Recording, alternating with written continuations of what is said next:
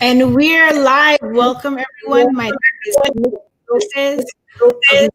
Is Creative, and you're watching The Circle, where every Tuesday, 8:30 to 9 p.m., I'm talking to artists, activists, social entrepreneurs, people doing great things in the world today. And today I have a very special guest, Thaddeus Gamory. Thank you for joining us. Oh, thank you, Nikki. It's my pleasure to be here and participate. Thank you. Absolutely, absolutely. So I'm going to give the short version. So Thaddeus is the swim and mindful coach. He's also a community engagement director, racial equity and aquatic organizer, and also the president of Diversity in Aquatic Swim Club. So that's a mouthful. Wow. So you gave me another, we could kind of go into, well, first of all, how are you doing today? Let's start there. Hello? I'm not bad. You're coming in a little, I can hear. Can you hear me? I could hear you. Uh-oh. We have a little technical difficulty here. Okay. Am I frozen? You're not frozen. No? No. You're coming in a little. I don't know what could be. Let's see. So if I see there's a couple people online. If you guys see that I'm frozen, can you put something in the comments to see if am I coming across frozen or not, or staticky?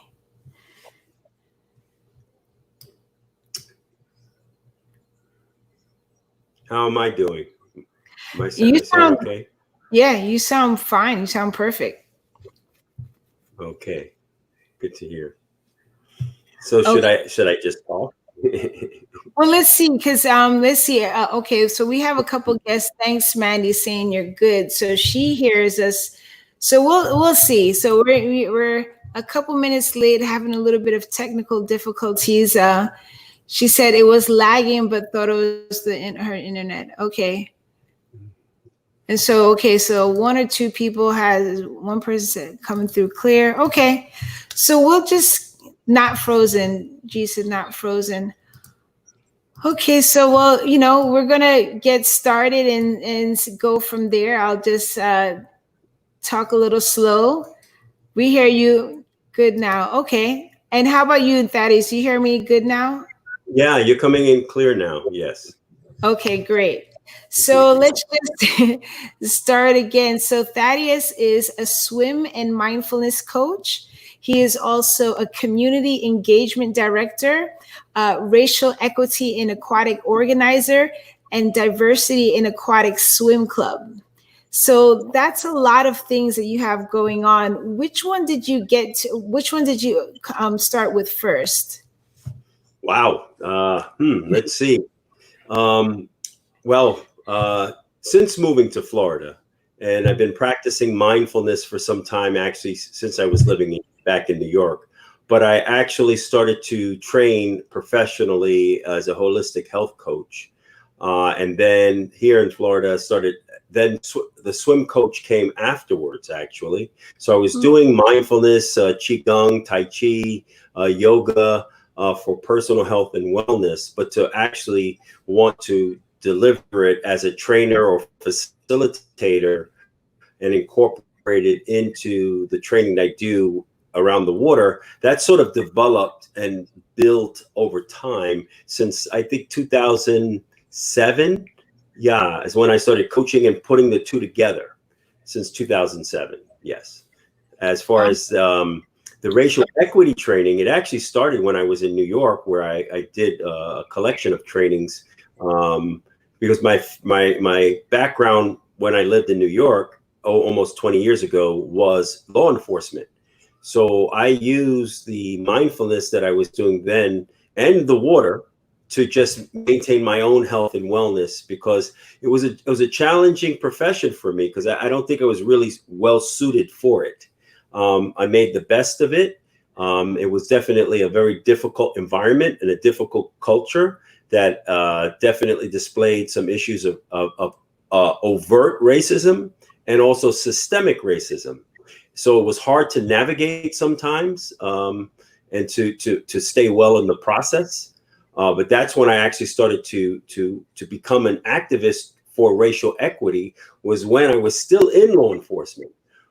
But when I moved to Florida, that's when I started to realize that there was a racial equity issue in aquatics, because the swimming ability and drowning rate was so much. The swimming ability was low, and the drowning rate were high for Black folks.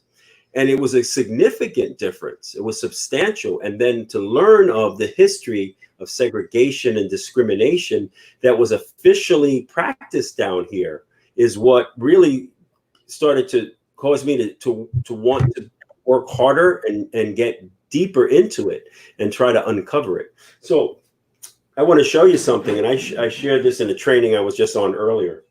So this is the reality. This is the legacy that we're still feeling today. This sign came from Alabama, but this existed all across the South, and even some places in the North. Even if they weren't officially segregating, they were allowing racial hostilities from groups to keep Black and brown folks out of the pools and beaches that were coveted by whites. And the loss is significant, that as a culture, people from the African diaspora had a rich heritage and tradition of water and connection to the water for food and for travel and commerce, and also spiritual traditions and healing traditions, and all births were done in the water, same as the Native Americans. So the Native Americans in South Florida in particular, when they were chased off their land, and historically it's known as the Trail of Tears, where the Seminole tribes were pushed out into Oklahoma, but the ones that remained are called the Seminole of Florida, the few that remained and hid in the Everglades. They said it was a spiritual loss when they were pushed away from the abundance and the waterways of Florida. And here in Fort Lauderdale, they navigated and mastered all of these waterways, all of these, the New River and all the waterways. They only now live in the Everglades because that's where they were relegated to. So there's a spiritual loss. And so when I understood that the joy and the healing that I got from being in the water was something that was generally denied, because the legacy of segregation and racism had put in a fear, and actually people did not even know. They forgot. They were unaware that there was this rich history, because the history of whites as swimmers and whites as masters of the waterway, surfers and scuba and pearl divers, supplanted any memory of the past. So surfing started in Africa and in Hawaii. And there's some argument that it started in Africa first, surfing. And these facts aren't in dispute. So diving, what we call now free diving, that you dive without a tank, you just hold your breath and go down. All Black and brown people were the pearl divers for the colonialists and the slave masters. The white Europeans did not dive for the pearls that they coveted. So the Black and brown folk, the enslaved Africans, and other indentured servants would dive 90 feet to 100 feet to get the oysters to collect the pearls. That existed in the 1800s, 1700s, 1600s. But what happened that turned it upside down? It was a point where Europeans did not like the water, did not think that swimming was something to enjoy or covet. And when they learned the benefits of the water, and they learned and started the science of medical hydrology, was being developed, and it first started with the wealthy whites. Actually, wealthy landed people started to learn about the traditions of the native people and how they use natural springs for healing. So if you remember, we're in a pandemic now, right? Mm-hmm. So there were other pandemics, right? And one Mm-hmm. of them, the most recent one that we'll talk about, was the Spanish flu. So where did the wealthy white people go? And there was the other pandemics: Spanish flu, polio. Remember, polio was there was no vaccine for polio at one time. Franklin Delano Roosevelt had polio. Mm-hmm. What did the wealthy people know and do about the knowledge that was passed to them by the Native Americans that they chased off their land and took these natural spring waters, these mineral baths? They took that knowledge and they coveted it, and they built spas around those facilities, and that's where many of them were going to heal, because the mineral water was so rich in nutrients and minerals that help the body. They created this science of hydrology. It was called medical hydrology, and it was only the pharmaceutical companies that actually overtook that science, because during World War I and World War II, that was a real science for healing, especially for people with injuries, neuromuscular conditions, polio. So the awareness of the benefit of the water was so substantial that they actively created a culture, a white culture, that coveted water, promoted whites as swimmers, and denied black and all other people equal access to water. Wow. Lake, for any coveted water, lakes, rivers, beaches, wherever it was like prime property. If black people were there and brown people were there at one time, they said, "Oh no, you have to go." So here in Fort Lauderdale and Miami, they're the historically black beaches. So in Miami, it's a Virginia Key Beach. In Fort Lauderdale, it's now called the Dr. Von Mizell and the Eula Johnson Beach, named after the civil rights workers from Fort Lauderdale who demanded it. So as the same time they were elevating the benefits of water for swimming and for healing and for a healthy lifestyle, they were denying and suppressing access.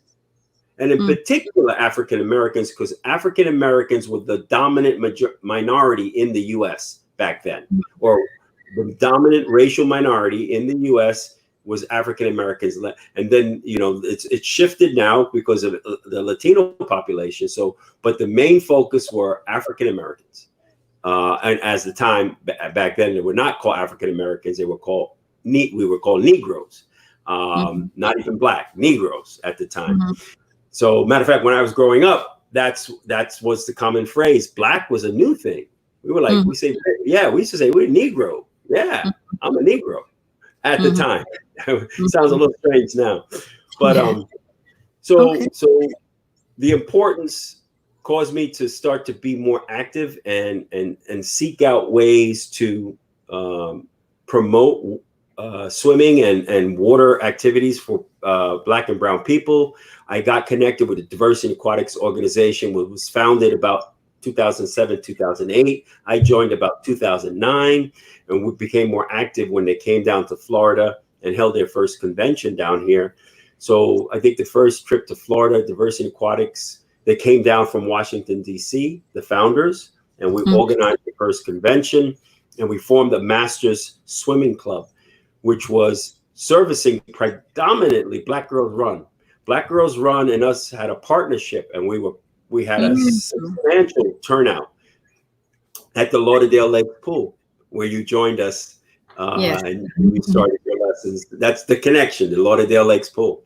We had so many members of the Black Girls Run that wanted to learn how to swim because they understood that the water could help their joints, and it's a good place to recover from running so much, and also could help reduce stress. And some of them wanted to do triathlons. So that's where I would start. And so Diversity Aquatics Masters Swim Club started at Lauderdale Lakes, primarily focused on the Black Girls Run organization, but also some Black veterans, male and female veterans. Those were like the two big groups that were engaged with us at the time.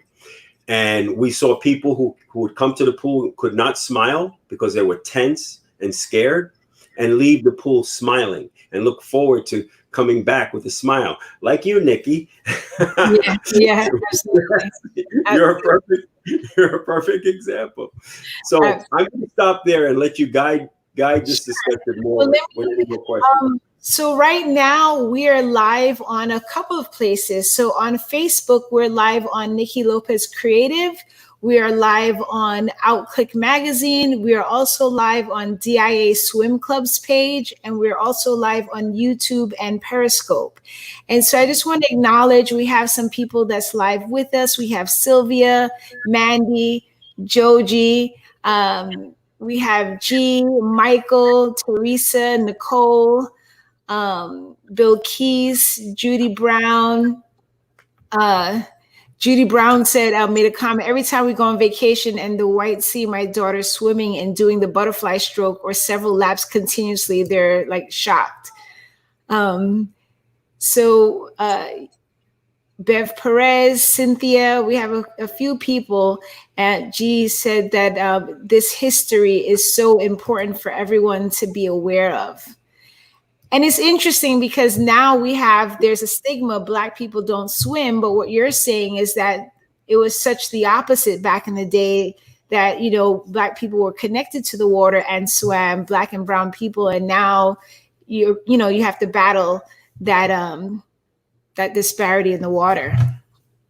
Exactly. And, what was done can be undone because it was done intentionally. It was done strategically.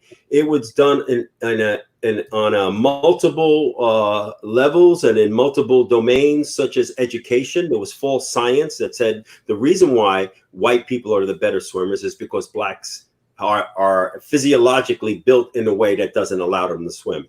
Not as false science. It was debunked, but it did its harm. It planted a seed, and that seed wasn't undone.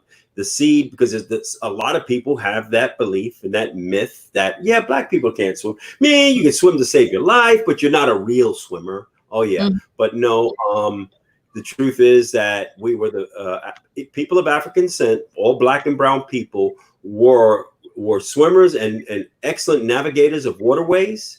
European Americans were not swimmers because if you think about it, Europe didn't have a strong swimming culture because they had colder climate, colder waters, and there was also a bias against swimming because it was frowned upon because it was unchristian. By the way, that was also a factor that caused white Europeans not to swim. Yeah, so it was frowned upon, and it was also frowned upon because, well, if Black and brown people are such great swimmers, then and we're superior, white people, and their myth of superiority created a position of superiority that swimming was beneath them. But there was a tragic event. It was actually like the September 11th event of its time in New York City. This is what shifted and the history started to change, or the interest in swimming, besides the wealthy people who already had their coveted spas and access to these mineral springs. And you can look it up, Saratoga in New York and around the nation, there was these mineral springs that were coveted. So for the average person, what really changed this was I think it was 1912, I could be 1913. There was a boat called the Slocum. And it was like a party boat that held like 900 people. And it would just slowly sail around Manhattan, where families would get on the boat and rent the boat. And these big organizations, of course, it was at the time all white women and children. The boat caught fire and no one could swim. Because women were not allowed to swim back then, actually. Women were not allowed to swim. Because they had to be covered in such heavy clothes that they could not actually swim. They could bathe, get wet, but they couldn't actually float and stroke. They weren't allowed to swim. So as his boat was sailing around Manhattan Island slowly, because they wouldn't let it dock, because if it docked back in that time, it would catch fire and everything, a lot of the buildings would. So they didn't let it dock. So it was a slow motion tragedy. people were jumping off the boat to escape the flames and drowned. When that happened, it shocked the conscience, and another incident happened in Chicago a couple years later, almost the same thing in Chicago. It shocked the conscience of the nation, and it started the Red Cross movement to teach everyone to swim. Except who? Black people. Now, but the truth is that when segregation was in place and you had communities that were self-contained, Black and brown communities that had their own doctors, schools, nurses, hospitals, here in Fort Lauderdale had their own hospital. The Black people in Fort Lauderdale could not go to the white hospital. They had to create their own hospital. And also YMCAs were segregated back then, by the way. So in order to have a YMCA that had a pool, the Black middle class and elite had to pool money together and build one, and they could operate a YMCA. But when they were segregated until 1970s, I believe, or no, I'm sorry, 1961, YMCAs were segregated. You had white YMCAs, you had Black YMCAs, you had Latino YMCAs. So there were pockets of swimming ability and swimming culture that Black people connected to the HBCUs. All of the HBCUs required swimming at one time, all of them. So the knowledge, there was still some knowledge and some connection to water where they valued it enough that they were willing to protest for it, willing to spend money to build facilities for it. And actually, quite often, Black folks excelled at it still, but they were not allowed to compete against white people. So you had the Black League, just like you had Black baseball.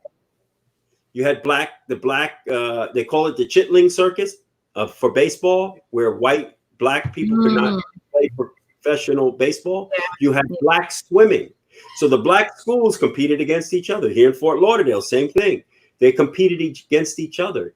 They would, Fort Lauderdale would go and compete against Miami. So even though there was this general discrimination and hostility toward Black folk about access to water, where they could and when they could, they absolutely created a water experience. In Florida, you have America's Beach up in Jacksonville. Beautiful historic beach. The land was owned by Black people. Wow. And have a rich swimming and even surfing culture to this day in Jacksonville. And the surfing, there's a couple of surfing clubs. One of them is run by a Black woman. Wow. And the organization she belongs to is called Textured Waves. And we had the pleasure of interviewing her in Diversity and Aquatics, because Diversity and Aquatics, it exists to connect those pockets and those people that are spread all over the nation who are doing aquatic work, that are engaged in the sports and the recreation and the health. And we didn't know about each other, but now we do. So we have Street Waves, Maui Good Bear, doing surfing for underserved and underrepresented kids and kids that are touched by criminal justice system or foster care, or just kids who want to learn to swim. Amazing program. We have AMI Kids that they do scuba diving, and it's a diversionary program where kids can go to and learn scuba diving and get back into the mainstream education system after they complete the program. But they're underfunded. They're always struggling for money. They're doing amazing work. Same thing like us, Diversity and Aquatics Masters. And the work that we were doing, and we've been doing programming for youth and adults. And by the way, adults, when you're talking about learn to swim and drowning prevention and water safety, it's just as important, if not more, that Black adults learn to swim, because if Black adults don't swim, it's more likely their kids won't swim or won't know how to swim well. Also, if a Black adult is in the company of children and the child is in distress, the adult can't help. Or if a Black adult can't swim, they don't recognize the danger. If they don't understand the dynamics, and they don't know that there's easy and simple ways to assist, because they go into a panic or fear. And it's understandable, but it's something we can do about it. It's understandable that there's fear. Now, a lot of Black and brown folks, they say, well, swimming is just a sport and a recreation. And you know what? we'll go to the beach, we'll go to the pool, we won't get in. So what's the problem? We'll avoid the water, or at least we'll avoid deep water. So that is a form of water safety. No, it's not. It is absolutely not. Children are naturally attracted to the water. So are we. We're naturally attracted to the water because in our DNA, there's a just like now we're learning about cannabis, that we have these receptor sites that when we have CBD oil and cannabis, there's some actual benefit. It's genetically we're designed that way, and it matches up well. So does the water. Our brain is 80% water. Our body is 60 to 70% water. The planet is surrounded by 70% water, and we have a natural affinity and interest in the water, and the water actually enhances our well-being. Why is it coveted by wealthy people all over the world? They want to live by the water, on the water, and all over the place near water. It's the primo property. It's the prime real estate. So somebody wanted to know, Dr. Wallace J. Nichols, he did a research project called The Blue Mind. What is it about the water that we have this attraction to it? And they found out why. They found out why. They put neurosensors on the brain, and they found what's the reaction we have when we're around water, when we see an image of water, when we hear waterfalls, right? Why are we attracted to those signs, those sights, to see a tranquil lake? You know, even people who don't swim still like to be near or around water and to view it, because there's an effect it has on us. Now, when you get in the water, there's a direct physiological effect. If your heart and your lungs are below the water, you're going to your blood pressure drops, your oxygen intake goes up, the weight on your joints is reduced because gravity and buoyancy operate to reduce the effect of gravity. So you can do things in water that you can't do on land. If you have any issues, mobility issues, arthritis, or any neuromuscular or musculoskeletal injuries. So a lot of the veterans coming back from war, they do aquatic rehabilitation therapy. And they found out while they're getting physical rehab, they can also get off their pain meds. So the science says that actually for PTSD and anxiety, the water is a way to reduce and mitigate the effects of PTSD and anxiety and stress. But if you're afraid of water, that's a barrier. So the reason why Diversity Aquatics has decided, and here in Florida, we really dig deep into the rich history, is because we want first to make you aware, make people understand when your fear is real. It came from somewhere, and it can be passed down generationally. So the fear of water may not have happened to you, but it happened to someone else. And then that actually can influence how you feel about water, and you don't know it. So the fear of the water is real if you've had an incident, or if you feel insecure because you personally don't have the skill to manage yourself. That's real. But we can overcome it. It's a skill that's teachable at any age, by the way, any age. The oldest swimmer I taught is 80. As a matter of fact, she competed in the swim meet. That she wanted to be able to do that in her life. She competed in the swim meet, 80 to 86-year-olds. So the other thing about the blue mind and the neurological benefits is that when you start to enjoy the water and you down-regulate your nervous system, that you're not afraid of the water, you actually feel more comfortable and self-secure in yourself.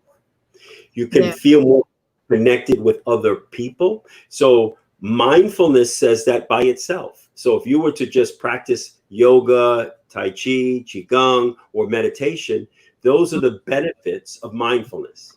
Well, the water enhances that. You can do that and in the water, matter of fact, and have the benefits of the hydrodynamics of water, like I said, where your heart rate drops and blood pressure drops and the pain reduces. So when we practice what we do here, and Niki and our group, G and Masai are part of our Diversity in Aquatics Masters group. And we practice mindfulness for us to bond as a club and as a group, as a family, as a community. And we practice it so we can have fun and enjoy the water in a way that you look forward to coming back the next time. So the incident that happened to you and G and Masai, and first it was G and Masai who were in the water, that you were told, or the trauma of being told to get out of the water by armed police when a white woman demanded they be called and refused herself to get out of the water in a historically Black pool, in a historically Black community, is outrageous. So I'll stop there because I know I've said a lot, and maybe moving. Well, you're actually getting to that question, because I was going to say, I know we're a little over time, but we started a little late. So I'm so grateful for everyone that's staying with us online. People were like, wow, love the history lesson. I was going to get into it to say, something really negative happened in the water a couple of weeks ago, and Diversity Aquatics stepped in to do a restorative healing session this Sunday that just passed. And I wanted to talk a little bit about that and why was the need for it to happen so quickly and happen in the same space, because I feel it connects to everything that you've talked about, including what Diversity in Aquatics Swim Club specializes in. Right. Yeah. So last Sunday, when I got a call from UNG that incident happened, and I had just left the beach doing a beach meditation, by the way. And that even made it even more profoundly upsetting, because it was the water for us is a healing, joyful place. And that's why y'all went. And I know that's why. And I was like, I'm glad, I was happy that you had gone, but to learn that what had happened while you were there, I knew that to be stripped of the joy and the connection you had to water in such an outrageous way, in the context of what we're dealing with now, the context of the racial injustice that we are experiencing and feeling about police officers dealing with Black people. It's real, and we feel it. And for that to happen to you in this context, I knew it was substantial. And I knew, and I believe that the best way to respond for us is to support you as a club, as a family, as a community, to help to mitigate the impact of what happened, and to do it quickly, and to breathe, to connect with our breath, to have a mindful moment, and a moment to be heard. Yes. To be heard and to be supported, so that it's not just you. One, you're not by yourself. You had the support of many people. We got your back, and we were mobilized to action. So we didn't just let it sit on us or sit on you. It was unacceptable, and I wasn't willing to allow. If I knew I could do something, and we as a community could do something to mitigate and to actually not only prevent post-traumatic stress, right, but to have post-traumatic growth and use it and have a transformative experience, so that the impact of what happened to y'all is actually having a positive repercussions on the community, and doing things are now underway that were not underway before the incident. Related to increasing and expanding aquatic programming for Black and brown folks, to gaining more access to pools, to getting us and our club back in the water, that because we couldn't have our pool was closed because of COVID. So now we're going to be having an access to a pool, and also the conversation with the city of Fort Lauderdale, U.S. Masters Swimming. Matter of fact, this conversation and the incident is being talked about on multiple levels in multiple organizations that deal with aquatics: USA Swimming, U.S. Masters Swimming, Red Cross, International Swimming Hall of Fame. The conversation is being had, and matter of fact, the former CEO of the International Swimming Hall of Fame and the historian who actually contributes to this the deep history of African swimming and African American swimming, he was there at the swim-in. He was there. He showed up. Yep. So, You and know, also uniting.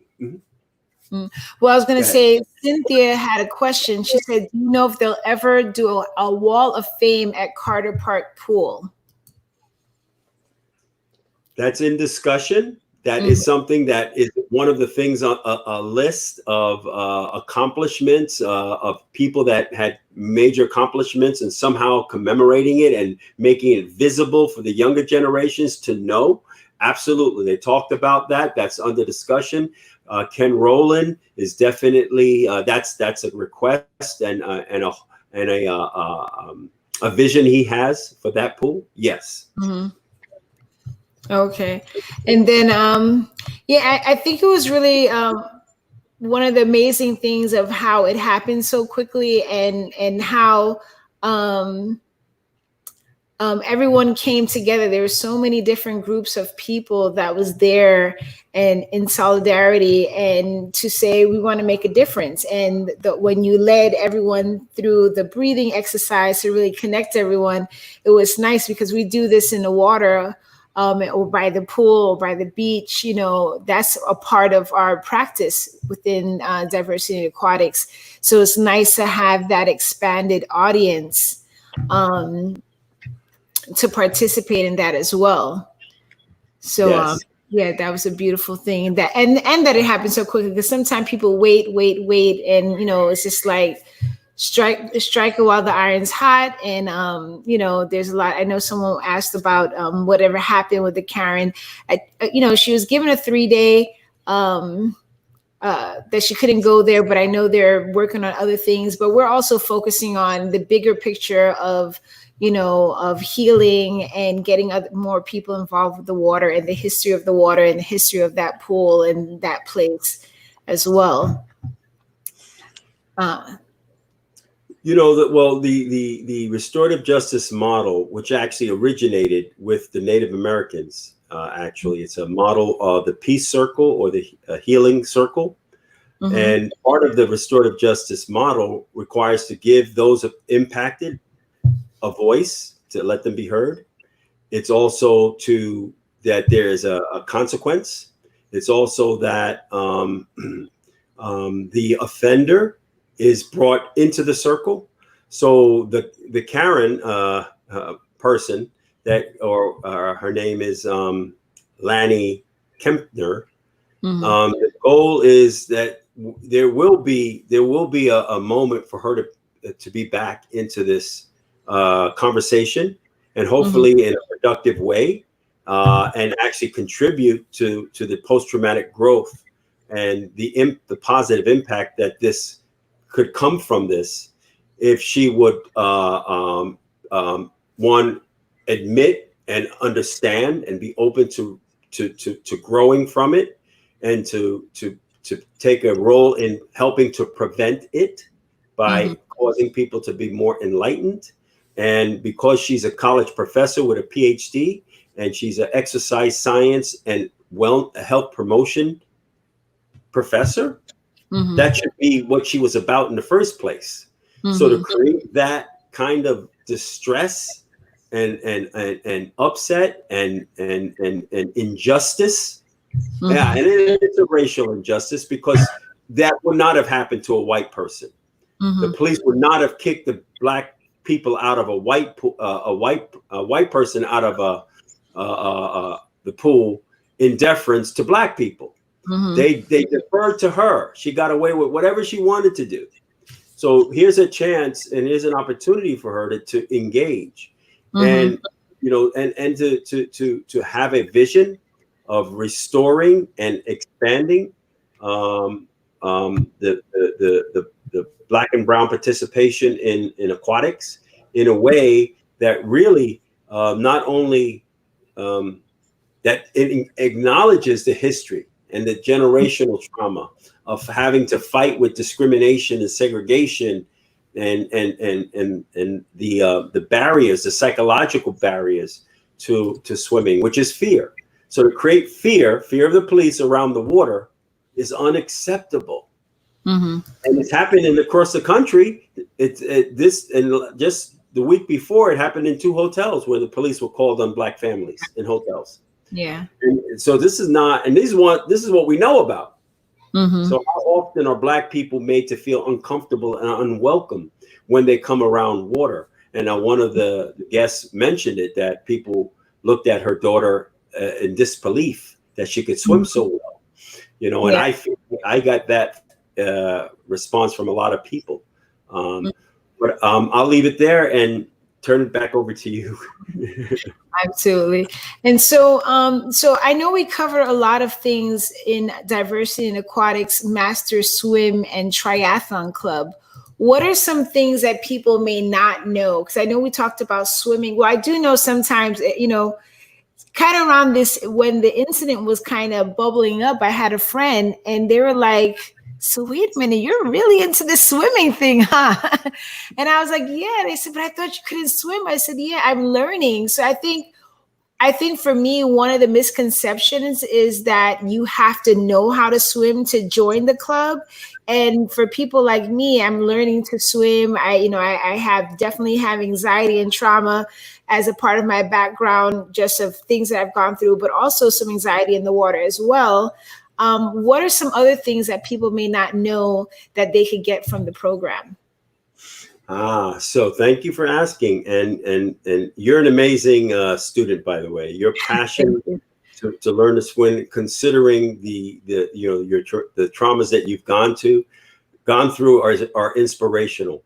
Thank you. So you're welcome. And so there is a movement to increase adult swimming participation, and we in particular have trauma-informed, anxiety-sensitive, culturally competent approach, because it's an education that goes along with it as well. So you not only reduce your anxiety about the water, doing mindfulness and having fun and taking it slow, it's a slower process, but to boost your self-esteem about what's possible by Mhm. making you more aware of the deep history and the accomplishments that are going on right now that maybe people don't know about when it Mhm. comes to swimming in the aquatic world.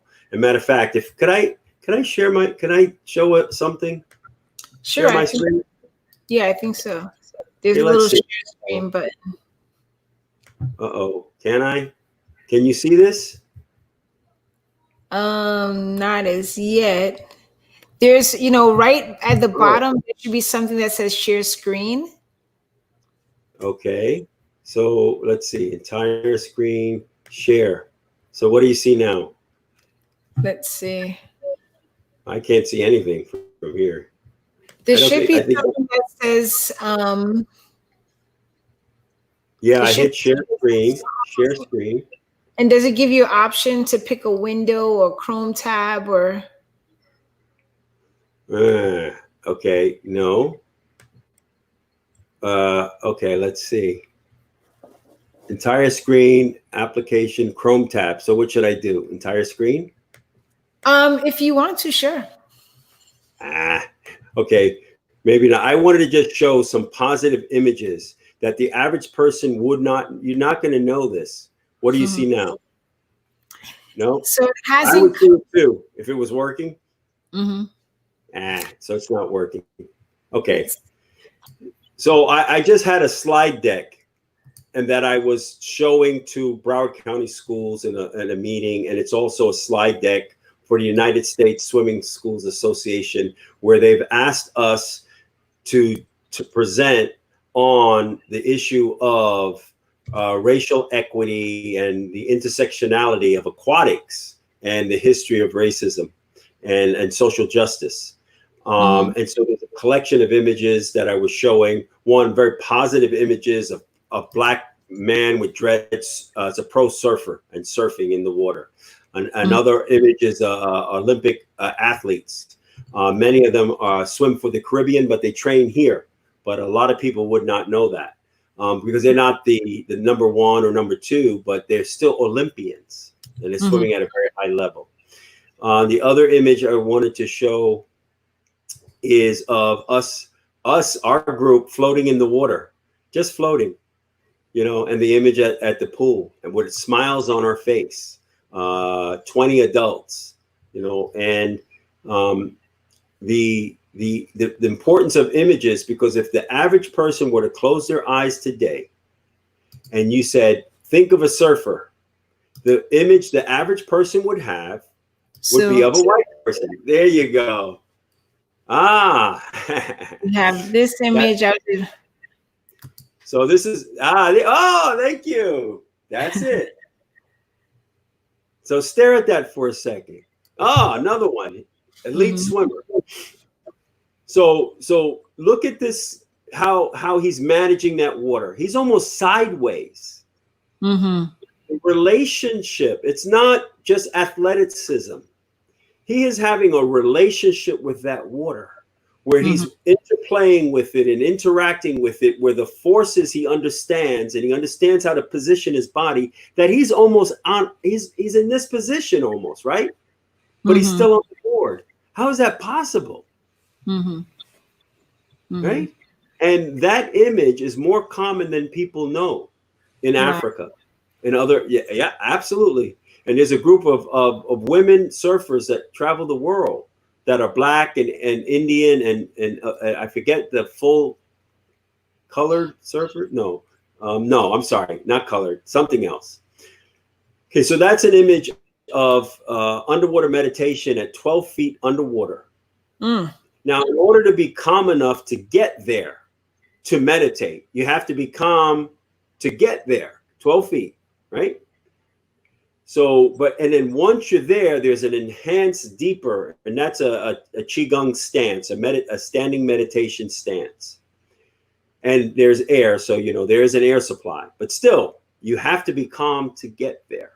So when you learn the breathing skills on land, they translate to the water to actually breathe in a way which enhances and maintains your relaxation. Because even scuba diving, you can feel panicked and stressed, and so and this that's a beautiful image of our blue mindfulness approach to finish a practice and using some buoyancy and feeling connected. You see that everyone's connected, right? Everyone's connected, and just float. Some of these people were floating for the first times in their lives, looking at the sun, feeling the water support them, losing fear, and having a sense of joy. One of the participants fell asleep. Literally fell asleep because the relaxation was so deep. Fell asleep. And we thought he was kidding, and so so these images are important because adults participating on the water is most of the time, for adults and children, you will think of white people of white images of surfers and boaters and swimmers. And it's not commonly seen where Black people do it and brown people are doing, right? It's not as common. There are pockets and there are areas. And even if you go to a Black beach, you go to Martha's Vineyard, right? Historically Black beach. How many people are actually in the water? Not as many as you would think.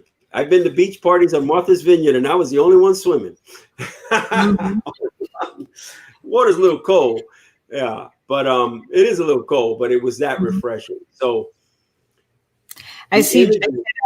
Great point, Niki. Important to note, adults can join DIA Swim Club to learn to swim. I saw you go from terrified of the water to being at ease, and your stroke is improving, from new swimmers to old swimmers like me. Yes, yes, absolutely. We accommodate all levels of swimmer and any goal you want to have for swimming. One is just to be comfortable and relaxed and swim laps nice and easy, to be able to go to the beach and swim, which we've done, and relax in the ocean water for the first time, many people, or to swim competitively, or to learn how to paddleboard or surf or triathlon or scuba dive or water polo. We do all of that, or rowing, all of it. We do all of it. Tabitha in underwater meditation. So I don't know if she's coming out. Yes. Yes. What are some ways people can support diversity in aquatics besides joining? Like people could join. What are some other ways people can support? So Diversity Aquatics is the national organization which supports and contributes to the local swim club that we are, Diversity Aquatics Masters and Swim and Triathlon Club here. And we're hoping this is a model that we're going to replicate around the nation. So you could either donate to join Diversity Aquatics and donate to Diversity Aquatics National at diversityaquatics.org. Or you can donate and join us at Diversity Aquatics Masters Swim and Triathlon Club, and we're hosted by the Swims Foundation. Swims with an S, foundation.org. Swimsfoundation.org. And there you can donate, you can register, and even if you register to participate with us, that could be the form of a donation if you don't participate, but you just wanted to register anyway and maybe participate because you're not sure. Yeah, you can do that. So by becoming a member of our U.S. Masters Club, so that we grow our number, we really want to expand and reach more people. So if you go to the Diversity Aquatics organization, you can also see the other activities and councils that we have, which is triathlon and rowing and scuba and veterans and wellness and research. So you could be involved in a variety of ways. So you can physically support by contributing your time and energy and talent and knowledge and membership, and then financially support, and also spread the word that we exist. Spread the word and share with your family and friends and children, by the way. Diversity Aquatics Master Swim Club is an adult swim organization, but I'm a certified USA swim coach, and many of us are also lifeguards and swim coaches and swim instructors for Red Cross. So we are absolutely qualified and capable of servicing families. And that's actually the goal, is to get to the point where families come to the pool and we get the whole family's training to learn to swim. And Niki, you're a prime example of it. Again, you got your sister, your brother, your son, and Marley's having a ball when he comes to the water. Yeah. He's been taking little swim class here and there. He had anxiety with the water. But the when he came around you, there's something about your energy and your connection to people, because he was like, when are we going swimming? When are we going swimming? When are we going swimming? And he was excited about it. So I'm waiting to get him back in the water, because he went from, I remember in kindergarten, they called me. I was working for someone else at the time, and I just dropped everything and went to the school because he was so like he broke down. The people at the pool, they're like, Marley, your tears are filling the water, filling the pool. Wow. So, and different instructors are different, because there's one instructor, they got him to do a little bit of swimming, but then they felt like, oh, I'm going to let him do more. And I guess he saw them back up, so he got panicky and then he didn't want to do it. So it was really great to see him around you and getting excited to be in the water again. So that was a beautiful thing. Oh yeah, and his joy when he's in the water with us is contagious. And matter of fact, I just want to say this, that the reward that I get, is that Marley? Hey Marley. The reward I get from seeing people who have anxieties and fears and traumas around the water, as some of our other students, adult learn to swim students, had real traumas around the water, and be restored, and to find fun and joy and fitness and look forward to it. That is such a reward, and it can be replicated, and it is actually a form of protest. It's a form of exercising a full equality and going and creating equity in this arena of aquatics and swimming. The equity doesn't exist. There's a disproportionate amount of people who are afraid of the water, people of color, and lack swimming ability. And we are actually up to something. by our very example. So you are an example of the change you want to see in the world. You're being it. You are That's being actually one of my quotes. Thank you. Thank you. Thank you. That used to be at the it. bottom of my all of my emails at one point. That's interesting. Yes. So Thaddeus, this was wonderful. I know we went a little over, but I thank you so much for joining us. Thank you for finally coming on the circle and sharing what you do, your energy, and I love what we're doing in the water, and getting more people involved is always amazing to do. Um, Yes. and so Tabitha said, "Beautiful share." Yeah, absolutely. Absolutely. So, again, everyone, if you want to, I ran that. Let me run that ticker one more time. If you want to find out more about DIA Swim Club, you could go to swimsfoundation.org. The website is on the ticker. It's also in the comments. You could go to Facebook and Instagram, DIA Swim Club, to get connected and see the next time we're in the water. G said, excellent interview, coach. Thank Leslie, you, thank G. you. Leslie said thank you, and I saw Nick on here. On here, she was out this Sunday too. So quite a few people. For everyone Mhm. who's on the live, thank you for joining us. Thank you for the comments, the questions, the energy. Please like this video, share it, tag people. There's someone that you know that wants to be inspired by this information. They want to be motivated into the water by this information and want to get involved. So definitely do that part to help us grow. Thaddeus, thanks again for joining us. And I will be here. See you on next Tuesday at 8:30. All right. Good night. Thank you, Nikki. It's been a Good night. pleasure. Yes, absolutely.